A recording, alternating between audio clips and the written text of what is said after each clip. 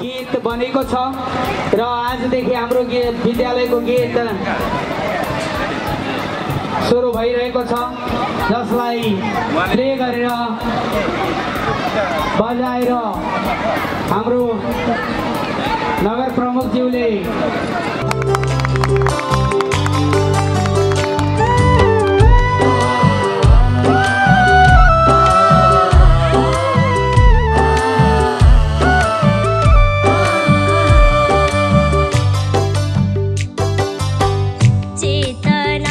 to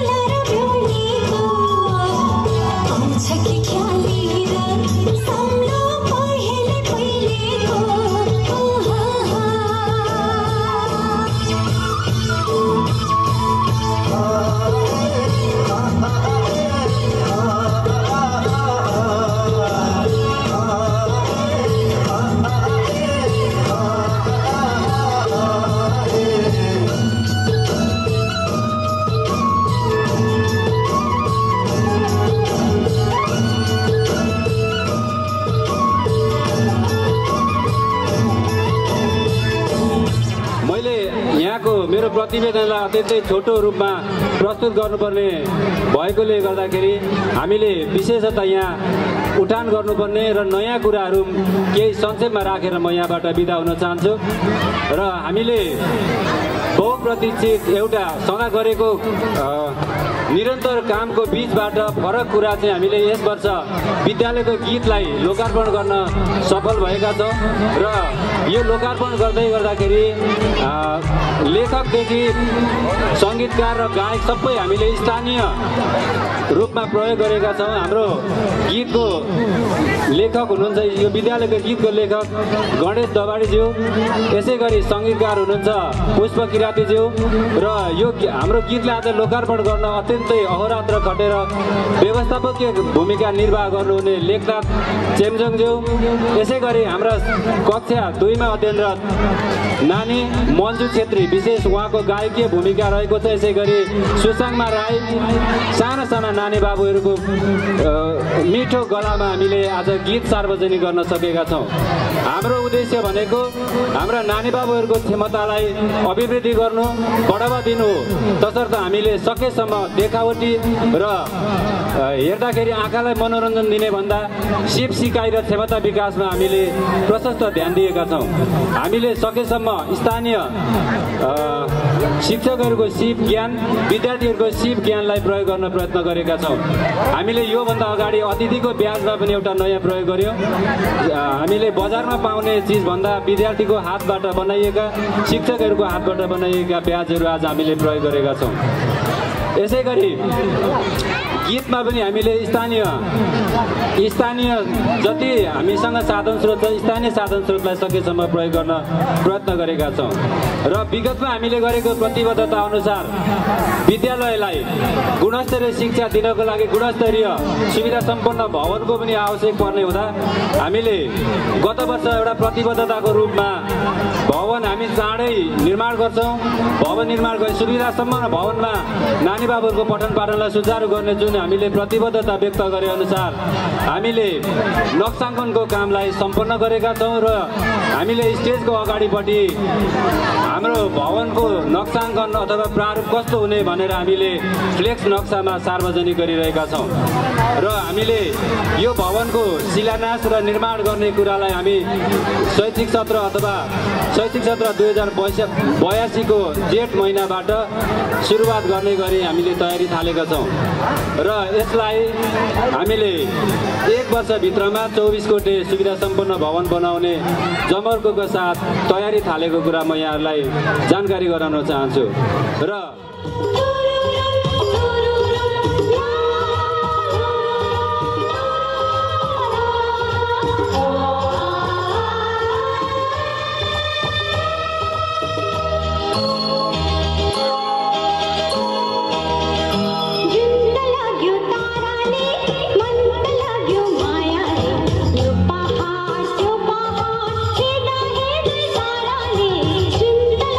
ताराले मन लाग्यो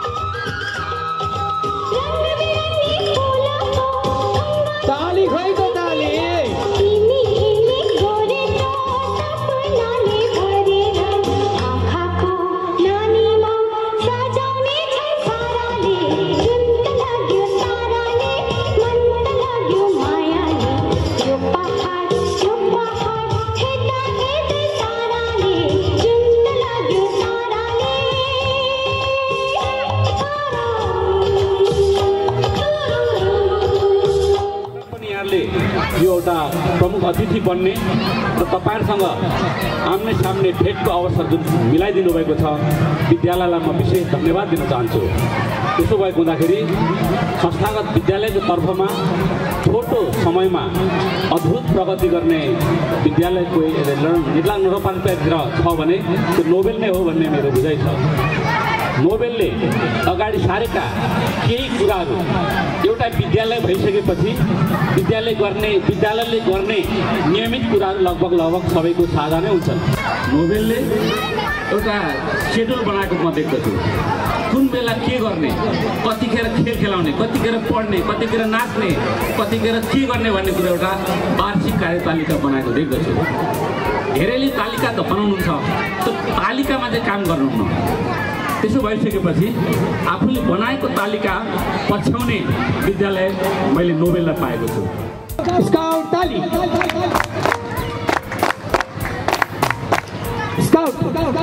scout पञ्च ताली, स्काउट घोडाफट सतर्क, घोडाफट सतर्क, स्काउट पिडी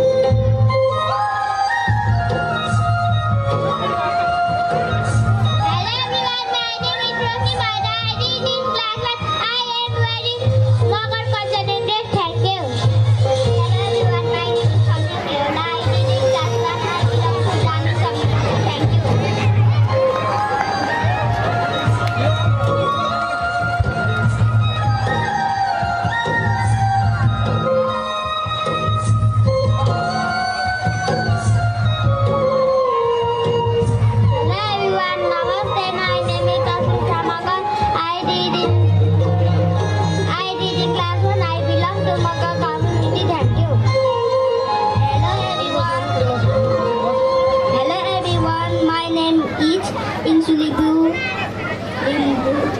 I read in class 1.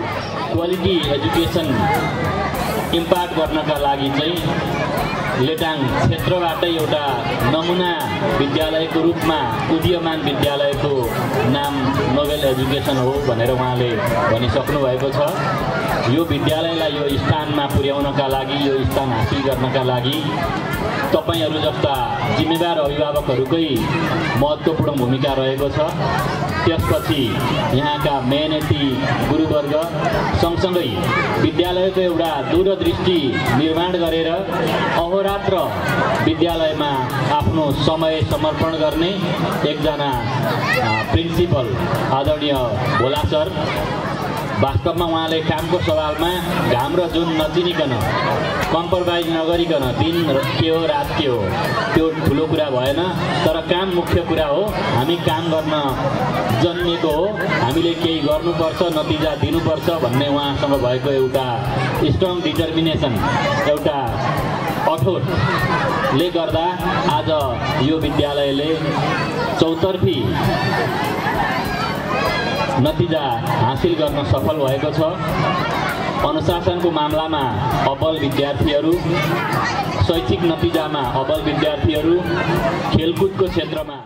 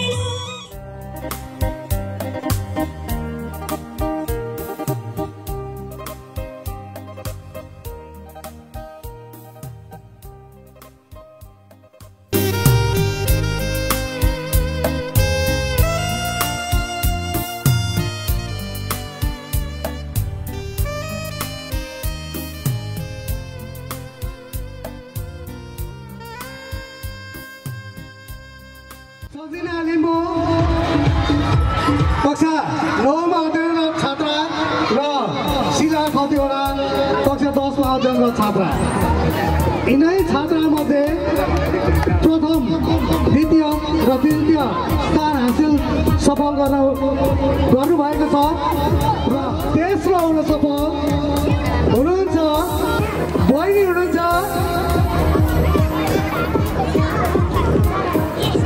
Shubhashree Pandey. Shubhashree पाण्डेलाई तेस्रो हुन सफल हुनुभएकोमा हार्दिक बधाई। शुभश्री पाण्डे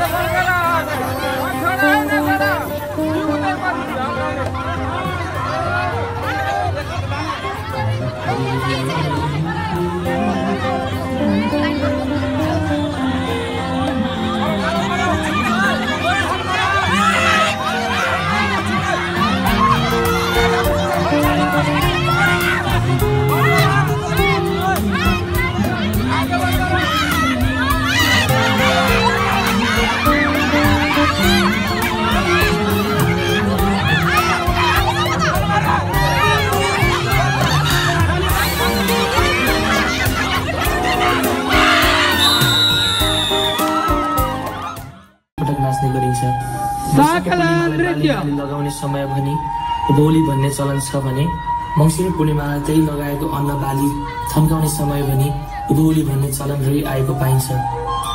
यो नाच नाच्न अगाडि आफ्नो जातिको धामी बिजुवाले घर देवता तीन ढुङ्गा चुलालाई पूजा गरी तथा कुनै देवी देवताको थानलाई पूजा गरेपछि मात्र यो नाचको सुरुवात गर्ने गरिन्छ। यो नृत्य गर्दा सिलोमी, फलामपुर र कोमी, चौरीको पुच्छर बोकी सिल्ली मपा पुरुष र सिल्लीमा महिलाले नाचको प्रतिनिधित्व गर्दछन् भने पछि पछि अरू नृत्यकारहरू ढोल झ्याम्टा बोकी सामूहिक रूपमा विभिन्न सिल्लीहरू गर्दै यो नाच नाच्ने गरिन्छ। प्रस्तुत छ रमाइलो चण्डी साकेला नृत्य।